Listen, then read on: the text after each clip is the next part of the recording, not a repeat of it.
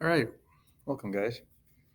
So today I'm going to walk you through creating a data table for the double bar graph activity. So you should start in the Google Sheets double bar graph activity. When you open it up, it'll just be blank like this.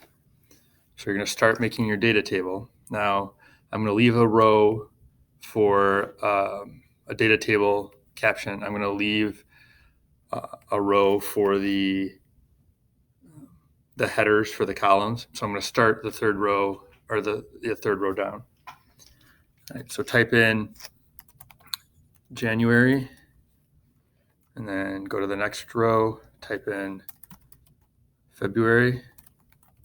Make sure you spell them right, because if you spell them right, then you can do this neat little trick. Since it's a pattern, we want all the months.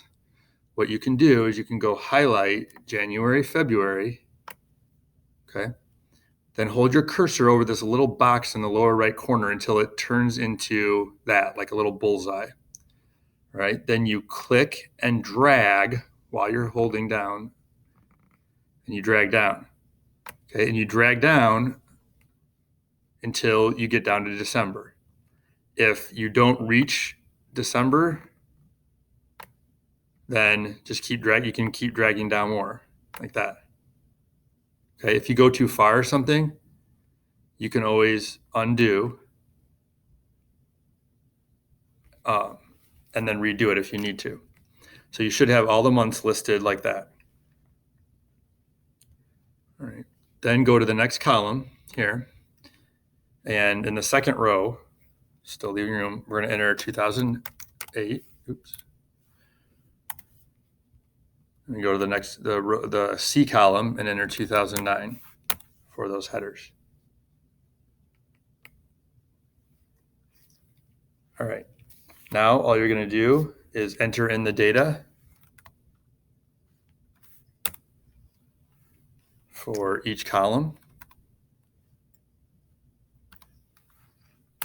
Right, and I'm going to come back when we have all that entered.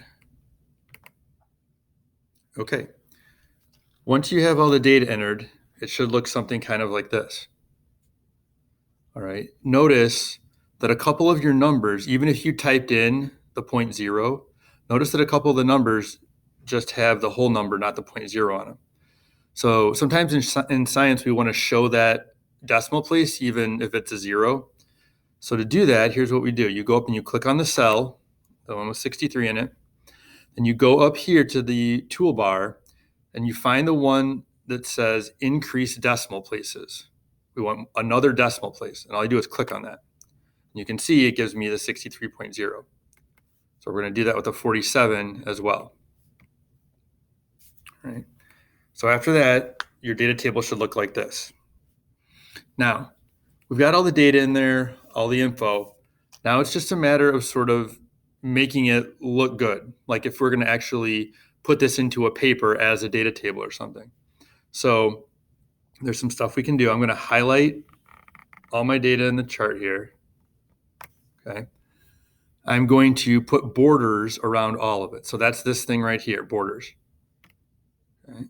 If you click on it, you can do all borders around everything. You can choose specific borders. You can even go to more. I'm going to do all borders around all of it like this. All right.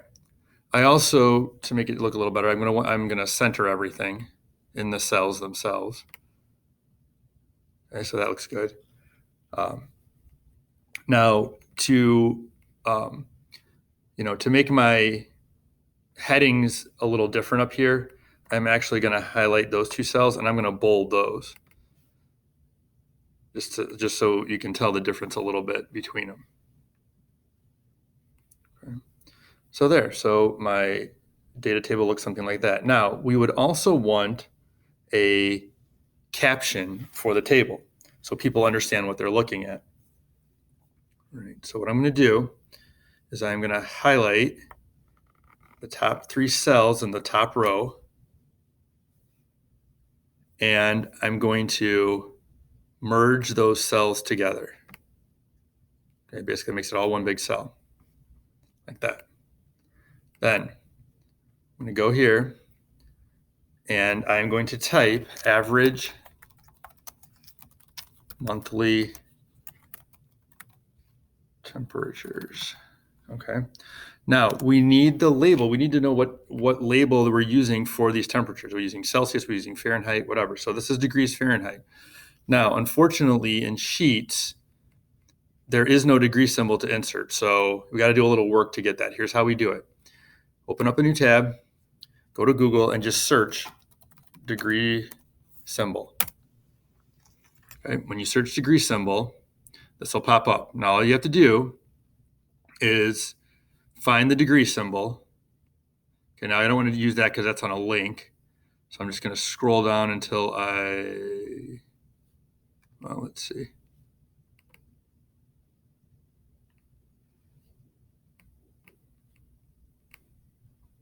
Okay, well, maybe I'll click on that link and then go to it. We just need to find a degree symbol that we can highlight and copy. Okay, so here we go.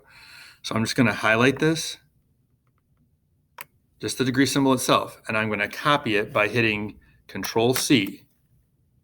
So I copied it. Now I'm going to go back to my spreadsheet, and I'm going to click up, not on my cell because that's going to delete everything. I'm going to click up here in the typing bar.